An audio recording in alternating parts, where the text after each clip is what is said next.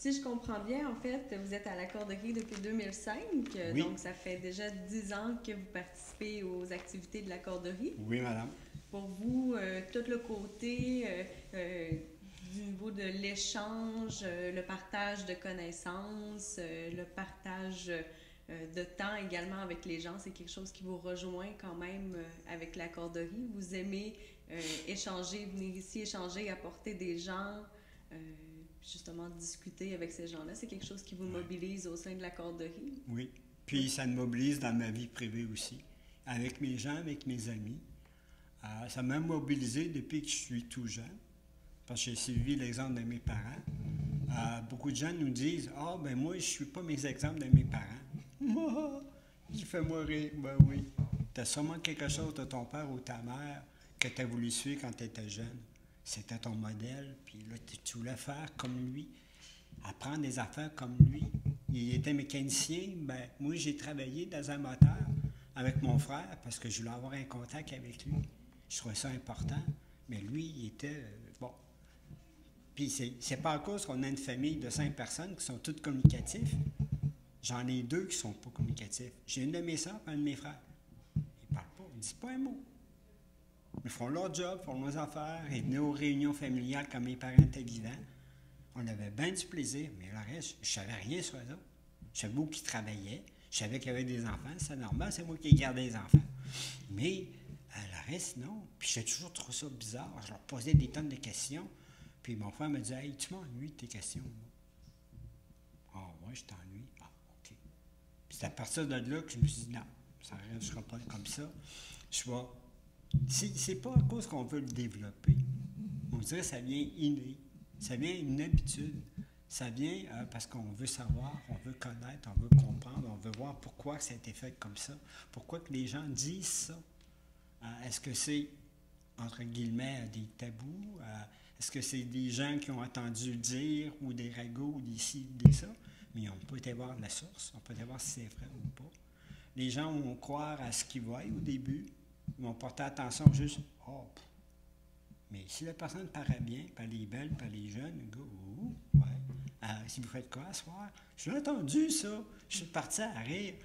J'ai dit: Si tu veux, les agences de rencontre, il y en a 2 à Québec. Le gars me regarde, dit: Pourquoi? Ben, c'est pas une place pour draguer.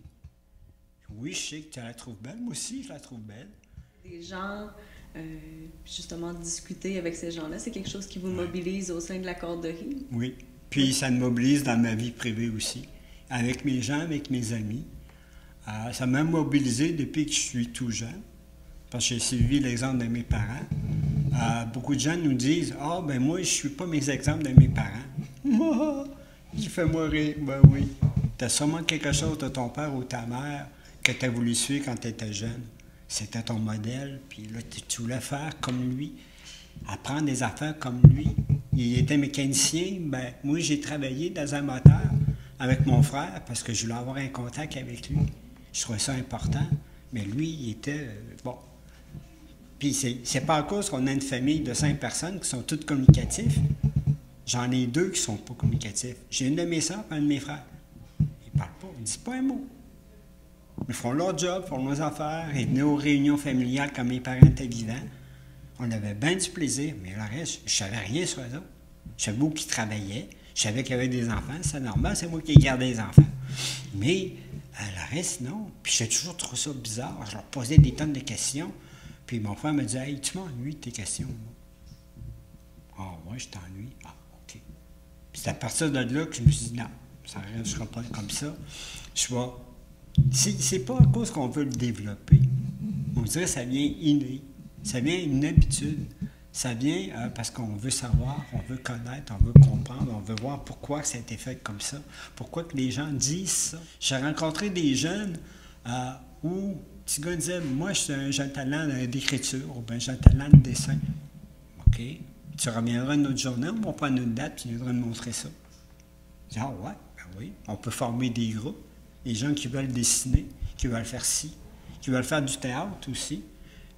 Oh, ouais. Tout le monde était tout surpris. Mais j'ai dit: Hey, on est là pour ça.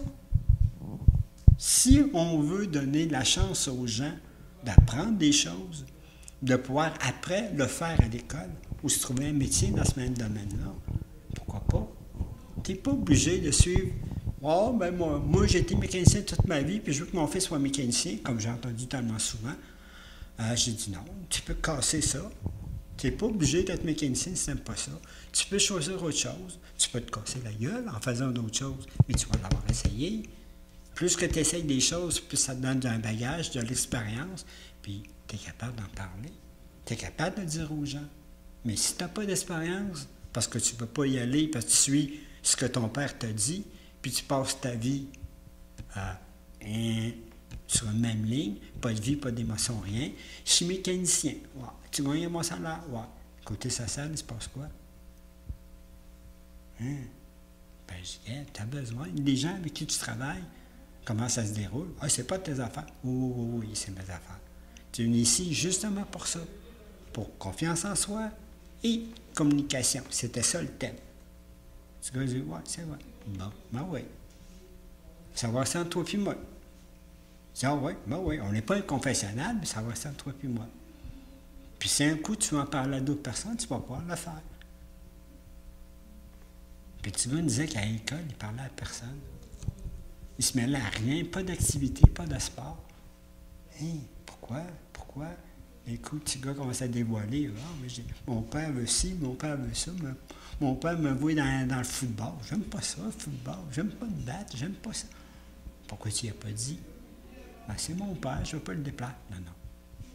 Toi, c'est quoi tes importances, c'est toi tes goûts? Défends-les. Crie pas après. Défends-les. Parle-y, dis-y. Ton père, c'est ton père, il va te comprendre. Mais si tu cries comme lui, il n'y a personne qui va se comprendre. Tu vas dire, ah oui, c'est vrai. Bon, ben ouais, essaye. Puis la première essai, des fois, qui est difficile, mais après, ça va bien aller. Quand il est revenu, il me dit, oui, hey, ça a bien été. On s'est assis, on a pris une bière, puis on s'est parlé. Good! Là, j'étais content pour lui. Ouais.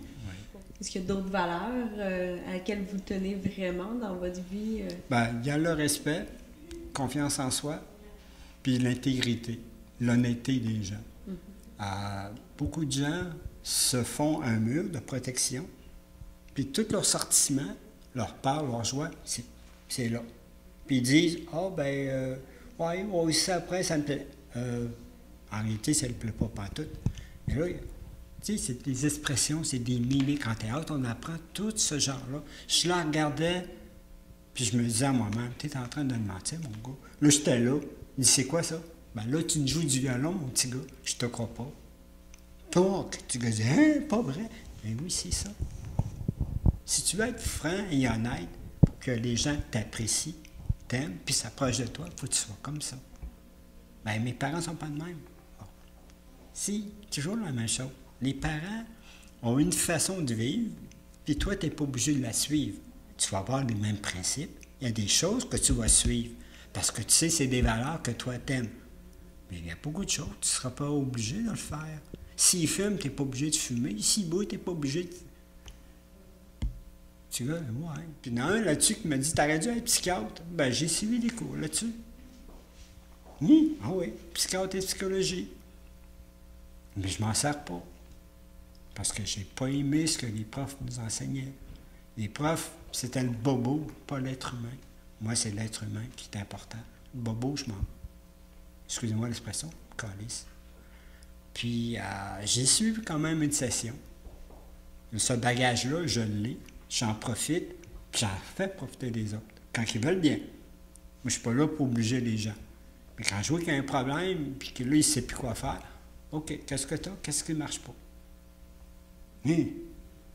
Ça fait toujours sursauter les gens, parce qu'ils ne s'entendent pas à ça.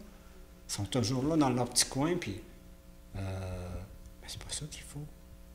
Plus que tu vas avoir d'ouverture, plus le monde va s'ouvrir autour de toi. Je dis, ah oui? Je dis, ben oui. On est 6 milliards de gens. Si les gens s'arrêteraient tous de parler, on mourrait tous. Les gens ne sont pas faits pour vivre seuls, premièrement. Les gens sont faits pour vivre en compagnie, voir des gens, travailler avec des gens, puis être en relation avec quelqu'un aussi. Avoir des enfants pour certains. Alors, puis j'en ai connu une qui venait ici souvent. Elle est arrivée avec son petit bout de chou. Oh, le fun, le petit gars, vraiment le fun. Puis aller tout seul, c'est dommage, le gars l'a laissé tomber. Tu vois, mais elle est comment je pourrais dire, très motivée. Puis elle y parle, puis elle y compte des histoires, puis wow! Puis avant, c'est pas une femme qui était très volubile, puis là, elle le fait. Parce qu'elle veut y donner ce qu'elle y a manqué. Mais je disais, il ne faut pas que ce soit un moment gâteau, là. Protège-le pas tout le temps, là. Laisse-le vivre ses affaires. Il va recevoir des bobos, mais il faut qu'il y vive ses bobos. Elle dit, je veux pas. Ben oui. Plus que tu vas le protéger, plus qu'il ne sera pas capable de se défendre dans la vie. On va dire, ah, ouais, ben oui. Tu veux qu'il se défende, qu'il soit quelqu'un, qu'il ait une belle situation, mais faut que tu lui donnes des chances, puis il faut que tu le laisses faire ses erreurs. Là, il va apprendre beaucoup plus. Mais dispute-le pas, mais explique-y. Mais les gens ont tout habitué à quoi? À disputer. Bon. Parce que les parents les disputaient pour n'importe quelle raison. Ça, je l'ai entendu, je ne sais pas combien de fois, des millions de fois. J'ai dit, ça aussi, il faut que tu le casses ça. Bon, je vous dirais que depuis 2005, là, il s'en est passé des affaires ici. Il y a eu des échecs, naturellement. Il y a des choses qui n'ont pas fonctionné. Mais on est sorti encore plus fort. Puis plus déterminé à dire, regarde, ça n'a pas marché ça, on va essayer ça comme ça. On va faire une approche différente avec les gens. Mais on ne peut pas dire aux personnes âgées, aux jeunes, aux adultes, puis qu'on les prend différemment, on ne peut pas. Parce qu'ils sont tous là, dans une réunion.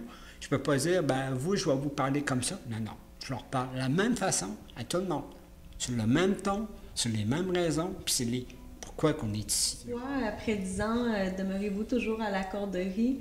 Bien que vous donnez, vous devez sûrement recevoir oui. un petit quelque chose en retour. Ça doit vous apporter quelque chose de plus.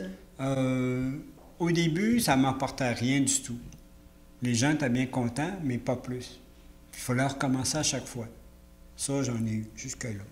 Puis je leur ai dit, regardez, là, je ne suis pas un robot, je suis un être humain, j'ai des sentiments. J'aimerais bien, de temps en temps, que vous me dites, oui, j'ai aimé ça. Oui, je suis content. Ils reviennent tout le temps, mais ils ne disent jamais un petit mot. Je dis, yeah, là, ça ne coûte pas cher de dire merci. Oui, j'ai aimé ça. Oui, je suis content. La gratification, ouais. C'est quand même ça. Quelque chose d'important. Puis beaucoup de personnes m'ont dit que quand tu cherches quelque chose de haut, parce que tu te prends pour un gros nombril, puis tu te prends... Je ne m'en prends pas pour personne. Mais tout le monde a besoin de ça. Tout le monde a besoin de se faire dire par son chum, je t'aime, t'es belle, comment ça a été aujourd'hui. La prendre dans ses bras, la coller. Et j'en vois beaucoup qui ne font même pas ça. Je suis là, je dis, c'est ce qu'ils font là. Il y a l'air deux robots qui marchent, puis pas de sentiment, même pas de sourire, là. Ils ne prennent même pas la main. J'ai dit ça en 2015. Ça s'en va mal, en maudit. Mais, tu sais, tout vient en ligne de compte. Toutes les choses qu'on fait parce qu'on recherche des choses. Moi, c'est toujours été de la communication, puis ici, j'en ai eu beaucoup.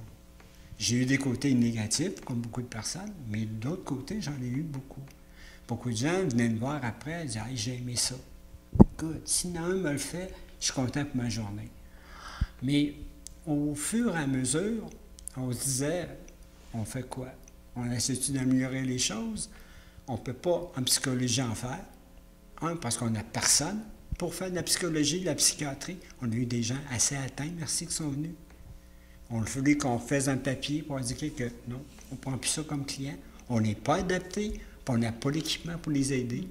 On les référait à des maisons spécialisées, mais nous, on ne pouvait pas. Puis ça a causé beaucoup de troubles aux gens aussi qui étaient là, qui voyaient une personne qui avait des assez gros problèmes. Puis là, ben, calmer la situation, c'est pas évident.